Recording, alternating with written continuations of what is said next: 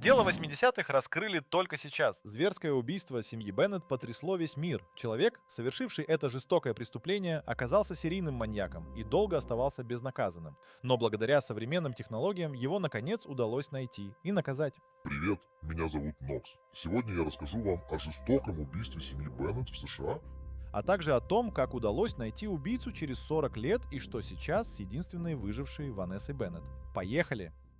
16 января 1984 года. Вечером 15 января 1984 года в Авроре, штат Колорадо, США, семья Беннет готовилась к празднованию 7-го дня рождения старшей дочери Мелиссы. Кроме Мелиссы, 27-летний Брюс и 26-летняя Дебра воспитывали 3-летнюю Ванессу. В этот день к семье присоединились и другие родственники, в том числе мать Брюса, Констанс и ее гражданский муж.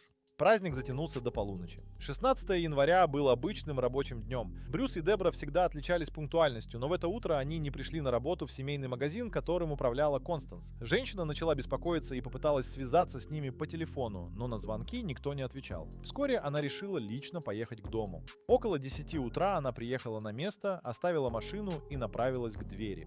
Уже у входа она обратила внимание на то, что дверь была приоткрыта. Войдя, Констанс сразу заметила пятно засохшей крови на лестнице. На полу в углу лестничного пролета она увидела своего сына без признаков жизни. На всякий случай мать окликнула его. Затем она позвала Дебру и девочек, но также не услышала ответа. Не решаясь подняться наверх, она вызвала полицию. Через несколько минут в 10:28 правоохранители прибыли на место и начали осмотр дома.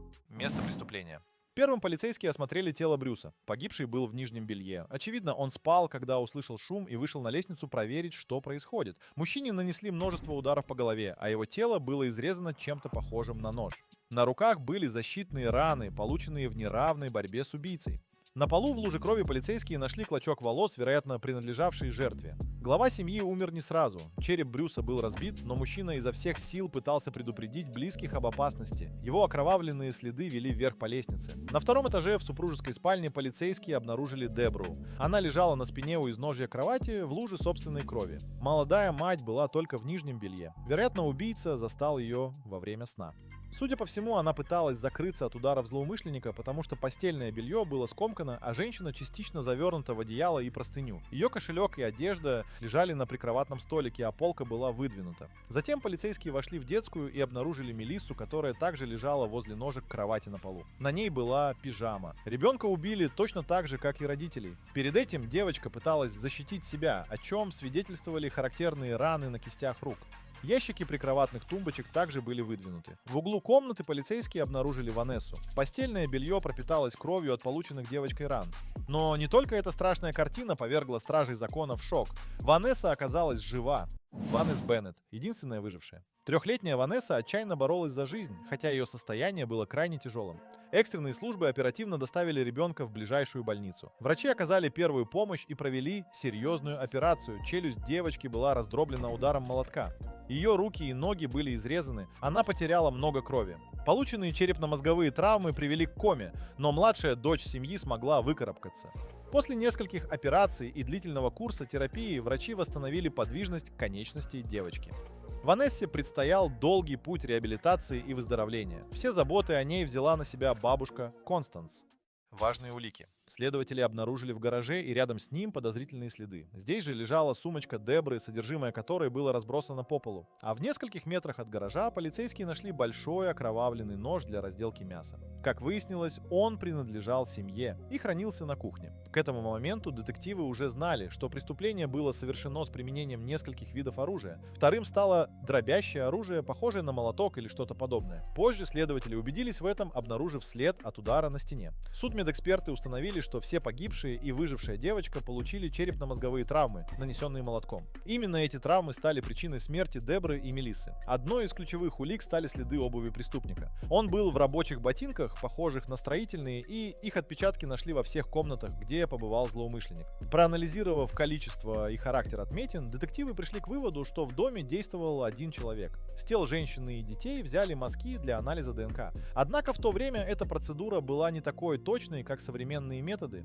Тем не менее, судмедэксперты смогли установить группу крови человека, который оставил биологические следы на месте преступления. Выяснилось, что мать и обе девочки подверглись сексуальному насилию. Несмотря на все найденные следы, отпечатки и образцы ДНК, совпадений с существующими базами данных обнаружить не удалось. Серийный убийца. Поначалу казалось, что это дело останется нераскрытым, будет забыто и останется пылиться на полках полицейских архивов. Но, к счастью, не в этот раз. Убийца снова атаковал, и это стало поворотным моментом в расследовании. Всего за 2 недели произошло несколько нападений, каждое из которых сопровождалось использованием молотка. Атака на семью Беннет стала лишь одним из эпизодов в череде жестоких преступлений, совершенных маньяком, которого СМИ окрестили убийцей с молотком. Как выяснилось, до этого в этом районе было еще 3 аналогичных нападения. Ким и Джим Хоббиншильд. Первое нападение произошло 4 января 1984 года. В ту ночь монстр пришел в дом к молодоженам Ким и Джиму Хоббиншильдам, которые также жили в Авроре, штат Колорадо. Злоумышленник проник в их жилище посреди ночи и напал на спящих людей. Джим проснулся от удара молотком по лицу. Затем нападавший бросил орудие в Ким, из-за чего она получила сотрясение мозга. Пока раненый Джим пытался преследовать нападавшего, Ким позвонила в службу 911, что спугнуло преступника. Однако той ночью полицейским не удалось найти виновного. Обе жертвы выжили, но получили серьезные травмы. Донна Диксон. Второй инцидент произошел 9 января 1984 года.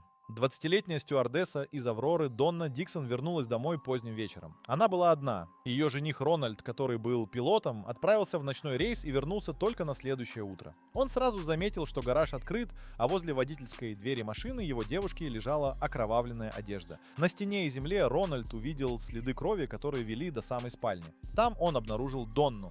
Девушка получила серьезные повреждения головы. Нападавший также набросился на нее с молотком, пытался убить и изнасиловал. К счастью, когда Донну нашел ее жених, она все еще была жива. Ее доставили в ближайший медицинский центр, где врачи выявили серьезные повреждения головного мозга. Донне пришлось пережить несколько операций. Врачи и дальнейшая реабилитация помогли ей вернуть подвижность и речь. Рональд не оставил ее в беде, всегда поддерживал и помогал. Позже они поженились. Донна смогла вернуться к полноценной жизни, но физические и психические последствия нападения остались с ней навсегда.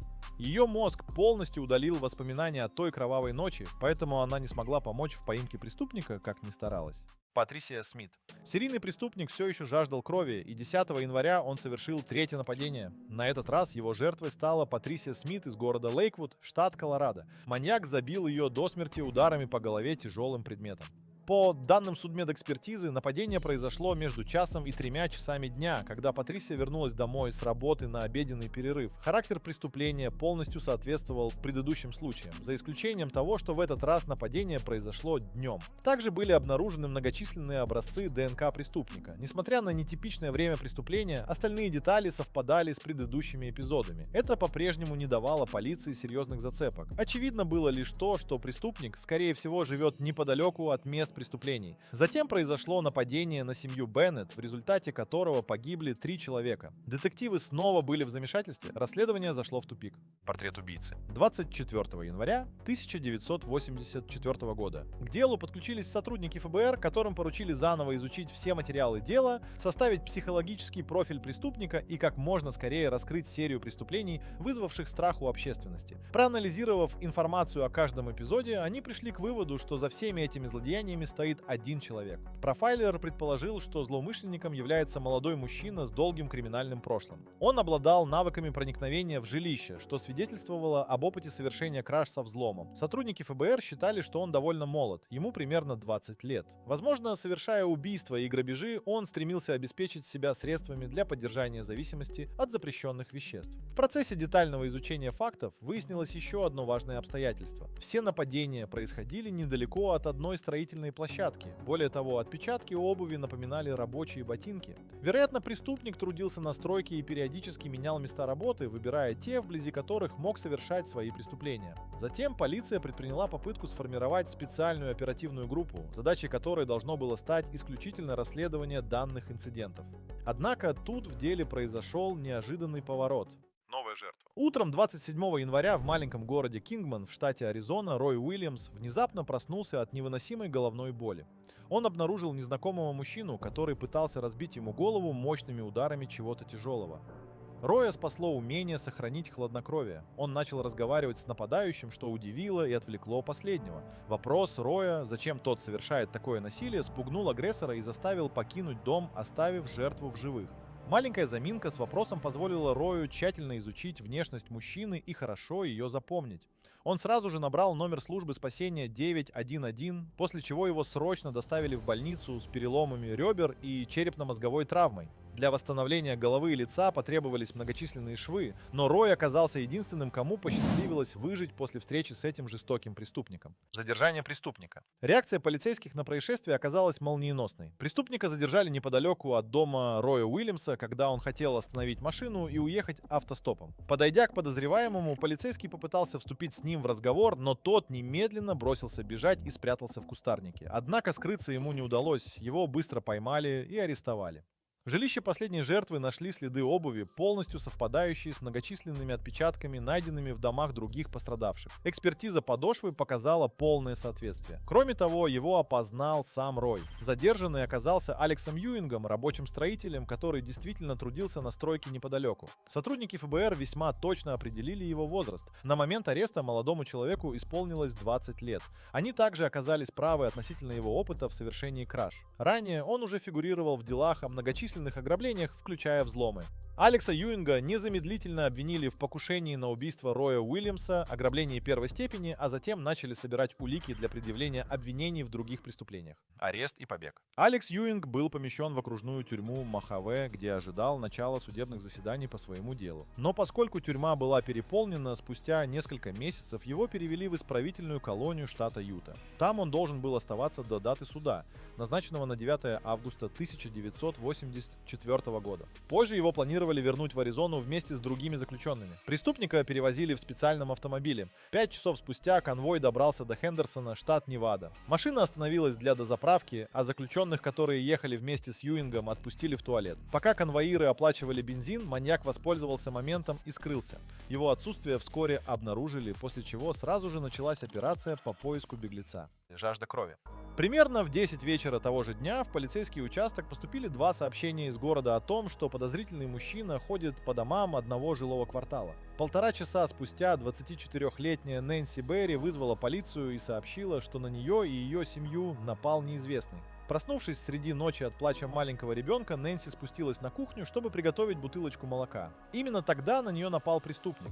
Она попыталась сбежать, но ее крики привлекли внимание мужа, который поспешил на помощь и получил несколько ударов рукояткой топора. Маньяк вновь скрылся. В этом случае, к счастью, никто не погиб. Дети остались невредимы, но Нэнси получила перелом руки, а ее муж – тяжелую черепно-мозговую травму, от которой ему удалось оправиться. Спасением Нэнси стала ее быстрая реакция. Она притворилась мертвой, что позволило ей избежать дальнейших атак. Осмотрев дом новой жертвы, полицейские подтвердили, что почерк преступления совпадает с методами беглого преступника. Топор, использованный в нападении, был найден на кухонном полу. Несмотря на усилия, Алекса снова не удалось схватить, и он опять ушел от преследования. Птичка в клетке. На протяжении 3 дней патрульные неустанно искали Алекса Юинга, но безрезультатно. Лишь на 4-й день в отделение обратилась молодая женщина, сообщившая о странных телефонных звонках. Некий мужчина рассказал ей, что скрывается от правоохранительных органов и просит помощи. Он пытался вызвать сочувствие у девушки, но та не поддалась и незамедлительно связалась с полицией штата. Когда Юинг осознал, что его раскрыли, он открыл стрельбу по сотрудникам полиции из оружия, похищенного в доме последней жертвы. К счастью, ни один из полицейских не пострадал, и преступнику не удалось уйти. Этот инцидент завершил череду кровавых преступлений. Теперь Юингу предъявляли обвинения в нападении на Роя, побеге из-под стражи, 2 кражах со взломом и покушении на убийство Нэнси и ее супруга. Прокуратура представила все собранные доказательства, и присяжные удалились для вынесения вердикта. Через несколько часов обсуждений его признали виновным, и суд приговорил его к 110 годам лишения свободы. Новые технологии и возобновление дела семьи Беннет. Полиция Авроры продолжала работу над делом семьи Беннет вплоть до 1989 года. Однако технологии тех времен не позволяли провести полноценные анализы, и возможность установить происхождение мужских биологических следов, обнаруженных на одеяле Мелиссы, оставалась недоступной. Лишь в 2001 году, благодаря прогрессу в области криминалистических технологий, удалось извлечь полный профиль ДНК. Тем не менее, для окончательной идентификации необходимо было сравнить эти данные с образцами образцами подозреваемого. Проблема заключалась в том, что преступник находился под юрисдикцией штата Невада, который отказывался передавать преступников и соответствующую информацию, что значительно усложняло процесс. Только в 2016 после отмены соответствующего закона удалось окончательно сопоставить ДНК-профиль с подозреваемым. Еще 2 года понадобилось для включения генетического материала преступника в базы данных. Почти через 5 десятилетий следствие получило долгожданный прорыв. Выяснилось, что ДНК, найденная на месте трагедии семьи Беннет, полностью соответствовала профилю Алекса Юинга. Хотя Юинг отрицал свою вину в этих преступлениях, было ясно, что именно он ответственен за гибель всей семьи. Ему предъявили обвинения по 3 пунктам убийства первой степени и 1 пункту покушения на убийство. Психиатрическая экспертиза признала его вменяемым. Торжество справедливости. Судебный процесс по делу семьи Беннет стартовал в июле 2021 года. Одним из ключевых свидетелей была Ванесса, выжившая после атаки Юинга в 1984. Она поделилась с присяжными своими переживаниями и трудностями, с которыми сталкивалась всю жизнь из-за действий этого преступника. 6 августа 2021 года Алекса Юинга признали виновным по всем пунктам обвинения, и ему назначили 4 последовательных пожизненных срока с возможностью условно-досрочного освобождения через 80 лет. Сейчас он содержится в исправительном учреждении штата Колорадо в Кеннон-Сити. Другие дела, в которых Юинг числился подозреваемым, остаются нерешенными из-за недостатка доказательств или истечения срока давности. Следователи убеждены, что именно он совершил эти преступления, учитывая его активность в то время в данном регионе и схожесть методов исполнения. Возможно, однажды ему будут предъявлены новые обвинения, но главное, что теперь Алекс Юинг никогда не выйдет на свободу. Ванесса Беннет сейчас. Хотя Ванессе удалось пережить нападение, она утратила не только близких, но и часть самой себя. Всю жизнь она сталкивалась с последствиями полученных психических и физических травм, включая посттравматическое стрессовое расстройство, синдром дефицита внимания и биполярное расстройство. Она также страдала от частичной парализации левой стороны тела и проблем с памятью. В какой-то период ей приходилось бороться с зависимостью от запрещенных веществ и суицидальными мыслями, но, к счастью, она справилась с этим трудностями. В 2025-м Ванессе исполнится 44 года, она живет в Аризоне со своим вторым мужем. Она делится своей историей по всей стране и мечтает получить высшее образование, чтобы стать консультантом по вопросам наркозависимости. Как она сама признается, после того, как преступник понес заслуженное наказание за убийство ее семьи, она впервые почувствовала некоторое умиротворение и облегчение. Страшно потерять всю семью, но еще страшнее, если преступник так и останется безнаказанным. В этой истории маньяк был пойман и наказан по заслугам даже спустя несколько десятилетий. А теперь, друзья, я хочу сделать вам интересное предложение. У вас есть уникальная возможность стать частью нашей команды. Если вы владеете навыками видеомонтажа, можете озвучивать ролики на русском, английском и других языках, или же пишите интересные сценарии. Мы будем рады с вами поработать. Пишите в нашего телеграм-бота. Ссылка в описании. На сегодня это все. Всем пока!